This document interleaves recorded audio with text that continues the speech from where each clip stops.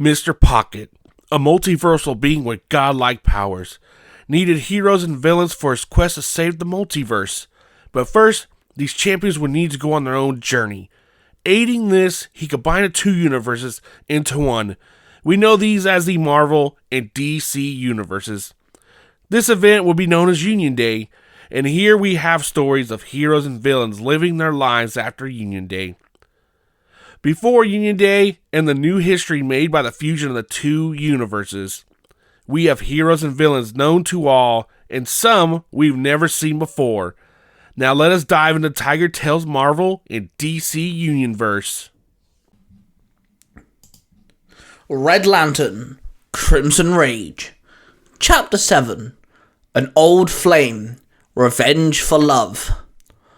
14 days ago, the world had survived the invasion of the putties. Now the world was trying to move on from the event. During the invasion, our heroes and villains had to work together, but after they saved the world, they continued with their own journeys. Jordan awoke. She looked down at her ring upon her middle finger. She sat up and ran her finger across the Red Lantern symbol.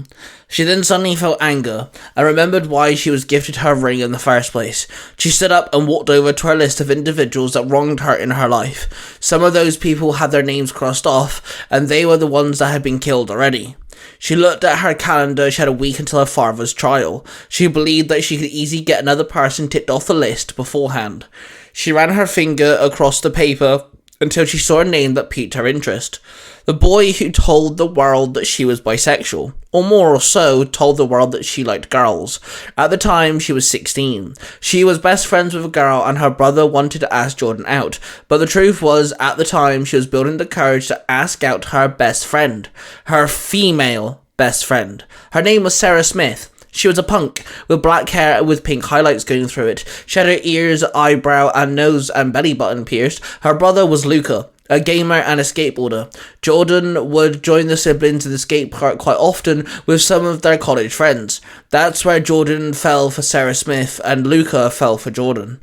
Jordan had planned the whole thing. She tried several times beforehand to use her words to tell Sarah Smith that she liked her, but she failed in every single way. Then she had the idea of writing a letter.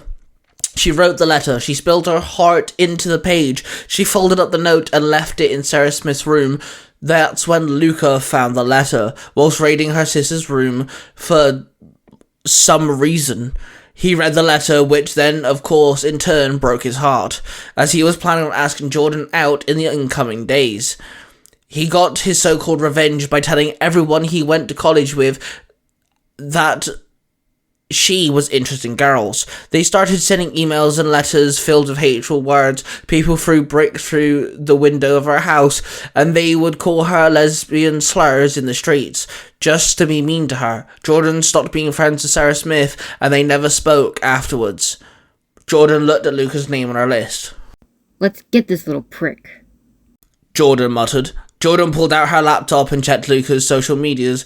She found his address rather easy. She wrote it down, then headed outside. She triggered her ring and a Red Lantern suit materialized over her. She took flight and flew over to Iowa and landed in front of Luca's house. She barged in and walked around the house and did not find anyone inside. She heard something going on in the back garden. She walked out and found Luca digging a rather large hole.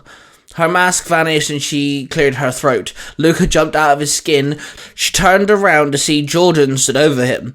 He then scurried out of the hole and dusted himself off and looked at Jordan with shock. Jordan, is that you? Luca questioned. Yeah, dickheads with me. Jordan sneered. What are you doing here? And what on earth are you wearing? Luca barked. Well, I'm here to kill you. Jordan hissed. She clenched her fist and her lantern ring started to glow. Whoa, Jordan, easy. We haven't seen each other in a few years now. Luca said with a hint of panic in his voice. He raised his hands up in defense.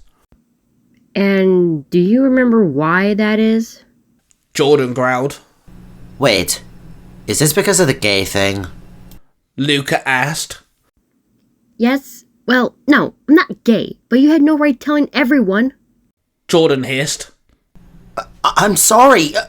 I was pissed. And we were dumb teens and you were hitting on my sister. Luca sighed. Not good enough. Jordan snapped. She swung her hand, and a whip construct formed and struck the ground, dart exploding by the impact. Luca stumbled backwards. Jordan raised her hand, ready to make another construct, ready to kill the lowlife, when suddenly Luca dropped to one knee, covered his head in his arms. Please, don't. Sarah needs help. Luca pleaded. Jordan lowered her ring. Why? Is she in trouble? Jordan asked. Yeah, big time. She got hooked to some gangsters and haven't seen her for a week. And these are some bad dudes. Luca explained. Jordan exhaled sharply. She didn't know whether he was telling the truth. Where is she? Jordan hissed. Luca explained that the gang had taken up the abandoned computer tech business skyscraper near town. Wait, why are you digging in your back garden for? Jordan asked as she looked at the hole in the ground curiously. I have some money laying around here. I thought if I paid them, they would release her. Luca said with a shrug. Okay, keep digging. I'll find Sarah Smith. Jordan ordered. Then she bolted up into the sky and headed into town. There she found the skyscraper. She flew into the window and landed into one of the rooms, with a guy with a rather large knife in his hand. The man panicked and ran at Jordan with a swing of the blade. Jordan held up her ring and sent an energy blast. The blast hit the guy in the chest, ripping a hole through him. The man dropped to the floor dead. Jordan then swiftly left the room and entered the corridor. There she found two guys guarding the elevator, both carrying handguns. They both took aim and opened fire. Jordan made a wall construct which blocked the incoming bullets. She walked forward as the wall advanced, which forced the men to back up against the wall. Then Jordan pushed the wall into the men, squashing them, their bodies exploding due to their impact, their blood painting the wall with red. The construct dematerialized and Jordan walked into the elevator. She pressed a button and the elevator went up. She stood there, her mind focused on saving Sarah Smith. That's if she was even there in the first place. She wanted to make the gang pay with their lives. The elevator door opened and she was met with an office room filled with thugs, all with guns. They aimed their guns and released a barrage of bullets. Jordan encased herself in a dragon head construct which deflected all the bullets. Everyone emptied their guns. They all stood there stunned, as their bullets didn't even make a dent, but at the same time, they had to reload. So they started to. The dragon head construct then opened its mouth and spewed a river of blood plasma, which filled the room. All the thugs cried out as their bodies melted. Eventually, all the bodies were evaporated, leaving no trace of their existence. The dragon head dematerialized, and Jordan advanced down further into the level of the building that she was on. That's when she found a locked door. A quick flick of her hand and the lock was sliced in half. She pushed the door open and found several young women, barely dressed, tied to the wall. It was a half attempt at a sex room. Jordan walked in, aimed her ring and blasted all the locks. Their chains dropped to the ground and Jordan found Sarah Smith with a group of girls. She scooped her up and left the building.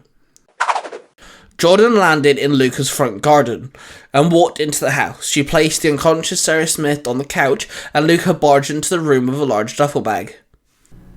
You found her. Thank you. Luca barked out. I'm guessing that's the money?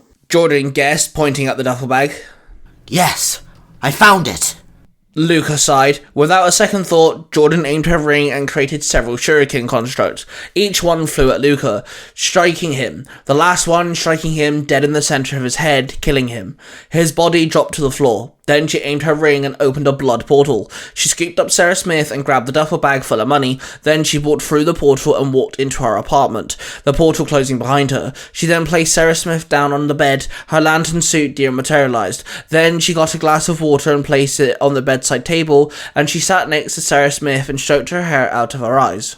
It's okay. I will look after you. Jordan said softly. Jordan then got up, walked over to the list that was on her fridge, and she crossed off Luca's name. She then removed the list from the refrigerator and folded the piece of paper ever so neatly. She tucked the list into her pocket. Then she returned to Sarah Smith and watched her sleep. In the meadow of memories, a flash of rainbow-coloured light appeared. Then several individuals stood there, their eyes all white, their bodies without love, hate, passion or sadness, without any memory.